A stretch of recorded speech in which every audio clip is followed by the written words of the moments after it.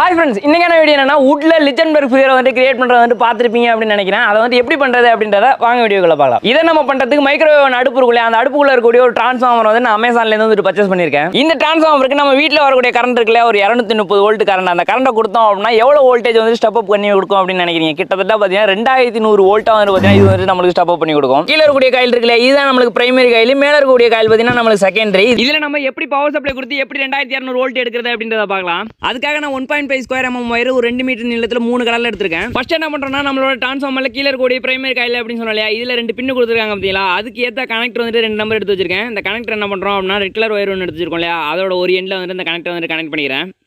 இப்போ இந்த கனெக்டர் எடுத்து நம்ம பிரைமரி காயில் ஒரு பின்ல வந்து கனெக்ட் பண்ணிக்கலாம். அடுத்து நான் இன்னொரு பிளாக் கலர் வயர்லயும் அதே கனெக்டர் வந்து போட்டுருக்கேன். அந்த கனெக்டர் பக்கத்துல இருக்க ஒரு பின் இருக்குல்ல, அதுல வந்து கனெக்ட் பண்ணிக்கலாம். அடுத்து நம்மளோட டிரான்ஸ்ஃபார்மர் வந்து திருப்பிட்டு கீழே பாட்டம்ல பாத்தீங்கன்னா பிளேட் இருக்கு இல்லையா, அந்த பிளேட்டுக்கு மேல பாத்தீங்கன்னா வார்னிஷ் வந்து அப்ளை பண்ணிருப்பாங்க. அதனால கத்தியை வச்சுட்டு ஒரு மூலையில மட்டும் லைட்டா வந்து சுரண்டி விட்டுறேன். இப்போ அடுத்த கிரீன் கலர்ல ஒரு வயர் எடுத்து வச்சிருக்கேன். இந்த வயர் அந்த கார்னர்ல ஓட்டர் இருக்கு பாத்தீங்கன்னா, அந்த இடத்துல வந்து நல்லா டைட்டா வந்து முறுக்கிறேன். இது எதுக்காக அப்படின்னு கேட்டீங்கன்னா, கிரவுண்டிங்காக. அப்படி நம்ம கிரவுண்டிங் பண்ணல அப்படின்னா எலக்ட்ரோ மேக்னெட்டிக் இன்டர்ஃபரன்ஸ் அப்படின்ற ஒரு பிரச்சனையை வந்து நம்ம சந்திக்க வேண்டியிருக்கும். அது என்ன அப்படின்றத நான் பிறகு சொல்றேன். இந்த கிரீன் கலர் கிரவுண்டிங்காக, பிளாக் கலர் பாத்தீங்கன்னா நியூட்ரல் கொடுக்க போறோம். ரெட் கலர்ல பாத்தீங்கன்னா நம்ம ஃபேஸ் சப்ளை வந்து கொடுக்க போறோம். அதனால அந்த ரெட் கலர் வயரை வந்து 2 துண்டா வந்து நறுக்கிட்டேன். அடுத்ததா பாத்தீங்கன்னா ஹாலிங் பெல் சுவிட்ச் வந்து எடுத்து வச்சிருக்கேன். கூடவே வந்துட்டு பாத்தீங்கன்னா சின்ன ஒரு சுவிட்ச் பாக்ஸையும் எடுத்துருக்கேன். அந்த சுவிட்ச் பாக்ஸ் உள்ள வயரை வந்து உள்ள வெளியில எடுத்துக்கிறேன்.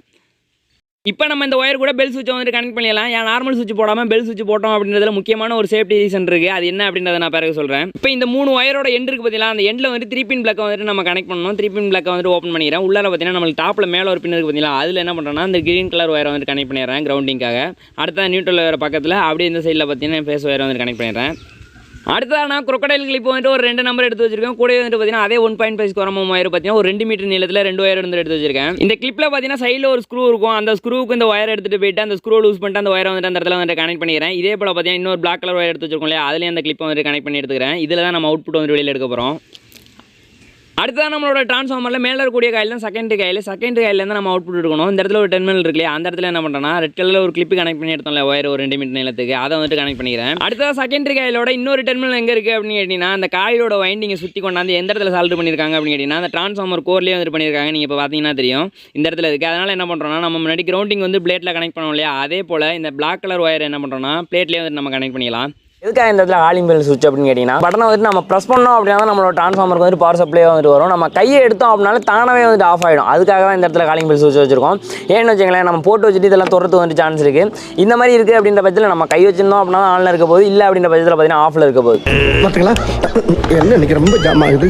இந்த டிரான்ஸ்ஃபார்மர்லேருந்து நம்மளுக்கு அதிக வோல்டேஜ் வரக்கூடிய செகண்டரி காயிலில் பார்த்தீங்கன்னா இந்த crocodile கிளிப்பை வந்துட்டு நம்ம கனெக்ட் பண்ணியிருக்கோம். இந்த எக்ஸஸாக கொஞ்சம் ஒயர் இருக்குது. இதெல்லாம் என்ன அப்படின்னு கேட்டிங்கன்னா, இதுவுமே நம்மளுக்கு செகண்டரி காயில் தான். ஆனால் உள்ளார பார்த்தீங்கன்னா 2-3 ரவுண்டு தான் வந்துட்டு உள்ளார சுற்றிருப்பாங்க. அதுலேருந்து நம்மளுக்கு கம்மியான வோல்டேஜ் தான் வெளியில் வரும். அதனால் இது நம்மளுக்கு தேவையில்லை. அதனால் நம்ம டேப் பண்ணியாச்சு. நம்ம இப்போ நம்மளோட டிரான்ஸ்ஃபார்மர் பவர் சப்ளை கூட வந்து கனெக்ட் பண்ணிட்டு இதுலேருந்து வரக்கூடிய இந்த 2200 வோல்ட் இருக்கு இல்லையா, அந்த 2200 வோல்ட்டு ஒன்றா எப்படி ஷார்ட் ஆனிச்சு, ஷார்ட் சர்க்யூட் ஆனிச்சு அப்படின்னா எப்படி இருக்கும் அப்படின்றத ஃபர்ஸ்ட் நம்ம வந்து தெரிஞ்சுக்க போகிறோம். ஏன்னா நம்ம அதை வச்சு தான் அந்த லிச்சன்பர்க் ஆட்டையை வந்துட்டு நம்ம வந்துட்டு பண்ண போகிறோம். அடுத்த நான் பிவிசி பைப் ஒரு 1.5 அடி நீளத்தில் 2 பீஸ் எடுத்து வச்சிருக்கேன். நம்மளோட கிளிப் இருக்கு பார்த்தீங்கன்னா, அந்த கிளிப் எடுத்து அந்த பைப்போட எண்ணில் வச்சுட்டு டேப் பண்ணி வந்து ஒட்டிக்கிறேன். இப்போ நம்ம 3 பின் பிளக் எடுத்து பவர் சப்ளை கூட வந்துட்டு கனெக்ட் பண்ணிக்கலாம். நம்மள்ட்ட காலிங் பெல் சுவிட்ச் இருக்கு இல்லையா, அதை வந்துட்டு நான் இப்போ ப்ரெஸ் பண்ணுறேன். டிரான்ஸ்ஃபார்மருக்கு வந்து பவர் சப்ளை வந்துட்டு போயிடுச்சு. இப்போ டச் பண்ணுறேன், என்ன நடக்குதுன்றதை மட்டும் பாருங்க.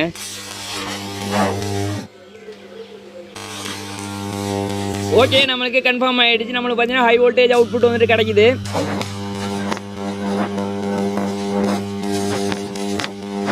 இந்த மாதிரி விளையாடுறது வந்துட்டு சுத்தமாக வந்துட்டு நல்லது கிடையாது. இருந்தாலும் பண்ணி காமிக்கணுங்கிறதுக்காக மட்டும் தான் பண்ணி காமிக்கிறேன். இப்போ நம்ம ஷார்ட் பண்ணோம் இல்லையா, அதுக்கே பார்த்தீங்கன்னா டிரான்ஸ்ஃபார்மருக்கு மேலே வந்து ஒரு 55 டிகிரி போயிடுச்சு. காயில் பார்த்தீங்கன்னா ஒரு 72 டிகிரி இருக்கு. இந்த மாதிரி நம்ம ஷார்ட் பண்ணோம் அப்படின்னா டிரான்ஸ்ஃபார்மரோட லைஃப் ஸ்பேன் வந்துட்டு குறைஞ்சிரும். அதனால இந்த மாதிரி பண்ணாதீங்க. அடுத்ததான் இந்த லிச்சன்பர்க் ஆட்டை நம்ம வுட்டில் பண்ணணும் அப்படின்னா நம்மளுக்கு எலக்ட்ரோலைட் சொல்யூஷன் வந்துட்டு தேவை. அதுக்காக பார்த்தீங்கன்னா சால்ட் வந்துட்டு எடுத்து வச்சிருக்கேன். இது ஒரு 3 ஸ்பூன் ஒரு கப்பில் வந்துட்டு எடுத்துக்கிறேன். அது கூட நம்ம நார்மலாக குடிக்கக்கூடிய தண்ணி இருக்கு இல்லையா, அந்த தண்ணி வந்துட்டு கொஞ்சமாக வந்துட்டு ஆட் பண்ணிக்கிறேன். அடுத்ததாக பார்த்தீங்கன்னா ஒரு வாட்டர் பாட்டில் ஸ்ப்ரே பண்ணுற மாதிரி நாசில் வந்துட்டு கனெக்ட் பண்ணியிருக்கேன். இந்த மாதிரி ஸ்ப்ரே இருந்தாலும் பரவாயில்ல, இல்லைனா ப்ரஷ் வச்சு கூட வந்துட்டு ப்ரஷ் பண்ணிக்கலாம். நான் இந்த பாட்டிலுக்குள்ளார அந்த சால்ட் வாட்டர் வந்துட்டு எடுத்துக்கிறேன். இப்போ நம்ம எலக்ட்ரோலைட்டாக சால்ட் வாட்டர் வந்துட்டு யூஸ் பண்ணுறோம் இல்லையா, இதே போல் 3 விதமான எலக்ட்ரோலைட் இருக்குது. அதை வச்சு நம்ம வித்தியாசமான ஃபிகரை வந்துட்டு கிரியேட் பண்ணலாம். அது எப்படி அப்படின்றதையும் பிறகு பார்க்கலாம். இதுக்காக நான் மரப்பழம் வந்துட்டு ஒரு 2 நம்பர் எடுத்து வச்சிருக்கேன். ரெண்டுமே கொஞ்சம் கனமான பழவையாக வந்து எடுத்து வச்சிருக்கேன். ரெண்டுமே பார்த்தீங்கன்னா மாமரத்து பழவை தான்.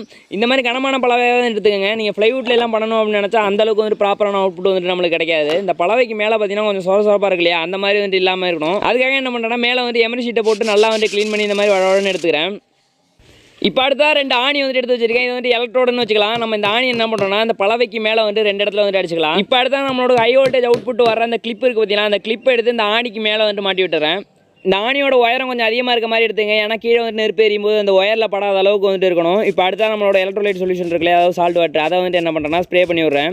இந்த பலவையில் ஃபுல்லாகவே வந்து ஸ்ப்ரே பண்ணி விட்றேன். ஆனால் எந்த அளவுக்கு பண்ணுறேன் அப்படின்னா அந்த பலவைக்கு மேலே கை வச்சுட்டு எடுத்தோம் அப்படின்னா ஈரம் இருக்கணும். ஆனால் வந்து வழிஞ்சு போகிற அளவுக்கு வந்து இருக்கக்கூடாது. இப்போ நம்மளோட காலிங் பெல் சுவிட்சை வந்து ஆன் பண்ணி டிரான்ஸ்ஃபார்மருக்கு பவர் சப்ளை வந்து கொடுக்கலாம். என்ன நடக்குது அப்படின்றத வந்து பாருங்க. இப்போ இடையே வந்துட்டு ஆஃப் ஆகிடுச்சு. இப்போ திருப்பி என்ன பண்ணுறேன்னா ஆஃப் பண்ணிட்டு சுவிட்செல்லாம் ஆஃப் பண்ணதுக்கு பிறகு அந்த எலக்ட்ரோலைட்டை வந்து அப்ளை பண்ணேன். இப்போ நான் திரும்பவும் டிரான்ஸ்ஃபார்மருக்கு சப்ளை வந்து கொடுக்குறேன். இப்போ ஹை வோல்டேஜ் அவுட்புட் பார்த்தீங்கன்னா இந்த ஆணி வழியாக இந்த எலக்ட்ரோலைட்டில் வந்து பாஸ் ஆகிட்டு இருக்கு. அதாவது பார்த்தீங்கன்னா மரத்தில் வந்து கரண்ட் வந்து கடத்தாது இல்லையா, அதனால தான் மேலே வந்து நம்ம எலக்ட்ரோலைட் சொல்யூஷனாக வந்து சால்ட் வாட்டர் வந்து அப்ளை பண்ணியிருக்கோம். இப்போ சால்ட் வாட்டரை பிடிச்சிக்கிட்டு பார்த்தீங்கன்னா அந்த கரண்ட் வந்து அந்த ஆணிக்கு வந்துட்டு போகுது. அதாவது பார்த்தீங்கன்னா எந்தெந்த இடத்துல எல்லாம் பாதை அது கிடைக்குதோ அது வழியாலாம் அந்த கரண்ட் வந்து பார்த்தீங்கன்னா பாஸ் ஆகும். அந்த ஹை வோல்டேஜ் வந்துட்டு எந்த பாத்தை பிடிச்சி போகுதோ அந்த பாதை எல்லாமே வந்துட்டு பார்த்தீங்கன்னா நம்மளுக்கு வந்துட்டு அவுட்புட்டாக வந்துட்டு கிடைக்க போகுது. அதுதான் வந்துட்டு லிச்சன்பெர்க் ஃபிகர் அப்படின்னு வந்துட்டு சொல்லுவாங்க. லிச்சன்பெர்க் ஃபிகர் கிரியேட் பண்ணுறதுல தெரிஞ்சிக்க வேண்டிய நிறைய விஷயம் இருக்குது. அதாவது பார்த்தீங்கன்னா இந்த ஆணி வந்துட்டு மாற்றி வேறு இடத்துல அடிக்கிறது மூலமாக வந்துட்டு பார்த்தீங்கன்னா நம்ம டிஃப்ரெண்டான ஃபிகரை கிரியேட் பண்ண முடியும். அடுத்ததாக பார்த்தீங்கன்னா வோல்டேஜோட அளவு வந்து அதிகப்படுத்துறது கம்மிப்படுத்துறது மூலமாக வந்து டிஃப்ரெண்டான ஃபிகரை வந்து கிரியேட் பண்ண முடியும். இப்போ நான் எக்ஸாம்பிளுக்கு ஒரு 2 எலக்ட்ரோலைட்டை வந்துட்டு சொல்கிறேன். இது பார்த்தீங்கன்னா சால்ட் வாட்டரா, இன்னொன்று பார்த்தீங்கன்னா பேக்கிங் சோடாவை வந்துட்டு வாட்டர் கூட மிக்ஸ் பண்ணி அதையும் வந்து எலக்ட்ரோலைட்டை வந்து நம்ம யூஸ் பண்ணலாம். ரெண்டுத்துக்கும் வித்தியாசம் என்ன அப்படின்னு கேட்டிங்கன்னா பேக்கிங் சோடாவை விட சால்ட் வாட்டருக்கு வந்துட்டு பார்த்தீங்கன்னா கண்டக்டிவிட்டி வந்துட்டு கொஞ்சம் அதிகம். அதனால என்ன ஆகும் அப்படின்னு கேட்டிங்கன்னா கொஞ்சம் டார்க்கான பர்ன் வந்துட்டு நம்மளுக்கு கிடைக்கும். இப்போ நான் எக்ஸாம்பிளுக்கு பேக்கிங் சோடாவை வாட்டர் கூட ஆட் பண்ணி அதை வந்து பார்த்தீங்கன்னா எலக்ட்ரோலைட்டை வந்துட்டு மேலே வந்து அப்ளை பண்ணியிருக்கேன். இதுக்கு நம்ம சப்ளை கொடுக்கும்போது என்ன நடக்குது அப்படின்றத வந்துட்டு பாருங்க. சால்ட் வாட்டர் அளவுக்கு பார்த்தீங்கன்னா ரொம்ப வந்து டார்க்காக வந்துட்டு இல்லை, அதே போல் வந்து பார்த்தீங்கன்னா ரொம்ப டீப்பாகவும் வந்துட்டு போல் ரொம்ப மேலோட்டமாக வந்துட்டு போகுது. இதோட அவுட்புட் பார்த்தீங்கன்னா முதல்ல நம்ம பண்ணதை விட ரொம்பவே வந்து சூப்பராக இருக்கும். ஃபைனலாக ரெண்டையும் வந்து உங்கள்கிட்ட காமிக்கிறேன். இந்த மாதிரி பேக்கிங் சோடாவை எந்த இடத்துல யூஸ் பண்ணாங்க அப்படின்னு கேட்டிங்கன்னா மரப்பழம் வந்துட்டு ரொம்பவே நைஸாக இருக்குது அப்படின்ற பட்சத்தில் அந்த இடத்துல எல்லாம் பேக்கிங் சோடாவை எலக்ட்ரோலைட்டாக வந்து யூஸ் பண்ணலாம். அதெல்லாம் சரி, இதெல்லாம் எதுக்காக பண்ணணும் மரத்தில் அப்படின்னு கேட்டிங்கன்னா இது வுட் ஒர்க்கிங்கில் இருக்கக்கூடிய ஒரு மெத்தட் தான். அதாவது பார்த்தீங்கன்னா நம்ம வீட்டில் வந்து ஒரு ஃபர்னிச்சர் இருக்குன்னு வச்சுங்களேன், அதுக்கு மேலே வந்துட்டு இந்த மாதிரி ஆர்ட்டை வந்துட்டு போட்டு அதாவது இந்த ஃபிகரை வந்து கிரியேட் பண்ணி அதில் நம்ம வார்னிஷ் அடிச்சு எடுத்தோம் அப்படின்னு வச்சுங்களேன் வேறு லெவலில் இருக்கும் அவுட்புட். இந்த மாதிரியும் பண்ணி நிறைய இடத்துல வந்து சேல் பண்ணிட்டு இருக்காங்க அப்படின்னு நினைக்கிறேன். ஆனால் சரியாக வந்து எனக்கு தெரியல. உங்கள் வீட்டிலலாம் யார் வீட்லையாச்சும் இந்த மாதிரி ஒரு ஃபர்னிச்சர் வந்துட்டு இந்த மாதிரி லிச்சன்பெர்க் ஆர்ட் பண்ண ஃபர்னிச்சர் இருந்துச்சு அப்படின்னா மறக்காம கமெண்ட்ல சொல்லுங்கள். இப்போ நான் சால்ட் வாட்டர் வச்சு லிச்சன்பெர்க் ஆட் பண்ணோம் இல்லையா, அதுக்கு மேலே வந்து பார்த்தீங்கன்னா கிரைண்டிங் மிஷின் வச்சு லைட்டாக வந்து கிரைண்ட் பண்ணி விட்டுறேன். எந்த அளவுக்கு இருக்குது அப்படின்றத வந்துட்டு பாருங்கள், எப்படியெல்லாம் போயிருக்கு அப்படின்றத பாருங்கள். ரொம்பவே சூப்பராக இருக்குங்க. உள்ளார பார்த்தீங்கன்னா நம்மளுக்கு கறி அப்படியே எரிஞ்சு போனது வந்து உள்ளாரே இருக்குது. அப்படியே வைக்கிறதுனா கூட வந்து வைக்கலாம். இல்லை அப்படின்ற பட்சத்தில் என்ன பண்ண போகிறேன் அப்படின்னா இந்த மாதிரி கம்பியில் ப்ரெஷ் இருந்துச்சுன்னா எடுத்துங்க. அதை எடுத்துகிட்டு உள்ளே இருக்கக்கூடிய கறி இருக்கும் இல்லையா, அந்த கறியெல்லாம் வந்து நம்ம க்ளீன் பண்ணி எடுத்துடலாம். இப்போ நீங்கள் பார்க்குறீங்க இல்லையா, இது வந்து சால்ட் வாட்டரில் பண்ணது. இப்போ பிறகு பார்க்குறது பார்த்தீங்கன்னா பேக்கிங் சோடாவில் பண்ணது. ரெண்டுமே வேறு லெவலில் இருக்குது. அதுலேயும் பேக்கிங் சோடா பார்த்தீங்கன்னா வேறு லெவலில் தான் சொல்லணும். இதுக்கு மேலே வந்து பார்த்தீங்கன்னா வார்னிஷ் வந்துட்டு அப்ளை பண்ணிட்டு ஃபைனல் அவுட்புட்டை வந்துட்டு காமிக்கிறேன் பாருங்கள் நீங்களே. நான் முன்னாடியே சொன்ன மாதிரி டிஃப்ரெண்டான எலக்ட்ரோலைட்டை வந்துட்டு யூஸ் பண்ணுறது கூட வந்துட்டு பார்த்தீங்கன்னா அந்த வோல்டேஜை வந்துட்டு அட்ஜஸ்ட் பண்ணி டிஃப்ரெண்டான ஃபிகரை வந்து கிரியேட் பண்ணுறது, இதெல்லாம் வந்துட்டு பண்ணணும் அப்படின்ற பிளான் இருக்குது. நெக்ஸ்ட் வீடியோவில் பண்ணலாமா, அதுக்கு வந்து இந்த வீடியோ வந்துட்டு நீங்கள் பார்த்துட்டு எத்தனை பேர் பிடிச்சிருக்கு நீ பண்ணுப்பா அப்படின்னு சொல்கிறீங்களோ அதுக்கேற்ற மாதிரி தான் அதை பண்ணலாம் அப்படின்ற பிளானில் இருக்கேன். மறக்காமல் இந்த வீடியோக்கு வந்துட்டு ஒரு லைக் கொடுத்துட்டு இந்த வீடியோ பற்றி என்ன நினைக்கிறீங்க அப்படின்றதையும் மறக்காமல் வந்துட்டு கமெண்ட்டில் சொல்லிடுங்க. மீண்டும் ஒரு சூப்பரான வீடியோவில் நாங்கள் வந்துட்டு உங்களை பார்க்குறோம். அதுவரை உங்களிடம் இருந்து விடைபெறுவது முத்து மற்றும் கலை.